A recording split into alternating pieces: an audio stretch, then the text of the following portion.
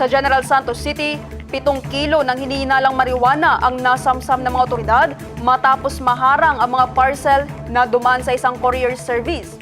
Nasa kustodiyan na ng pulisya ang suspect. Ang blotter sa report.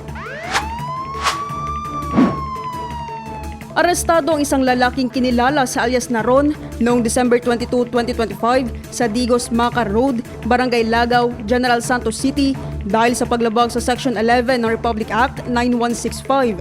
Sa isinagawang custodial investigation, inamin ng suspect na may inaasahan siyang parcel na naglalaman ng hinihinalang marijuana. Sa pagkikipag-ugnayan ng Police Station 3 at Police Station 10 ng General Santos City Police Office, nagtungo ang mga operatiba sa JNT Express Warehouse sa Barangay Kalumpang kung saan na-recover ang unang parcel na naglalaman ng humigit kumulang 2 kilo ng hinihinalang marijuana na nakabalot sa mga plastic packaging. Sa karagdagang beripikasyon, natukoy ang isa pang parcel mula sa parehong sender na nakapangalan naman sa alias na Makoy. Nang ito ay buksan, tumambad ang tinatayang 5 kilo ng hinihinalang tuyong dahon ng marijuana. Agad itong isinailalim sa inventory, marking at dokumentasyon bago dinala sa kustodiya ng pulisya. Voluntaryong nakipagtulungan ng suspect sa otoridad.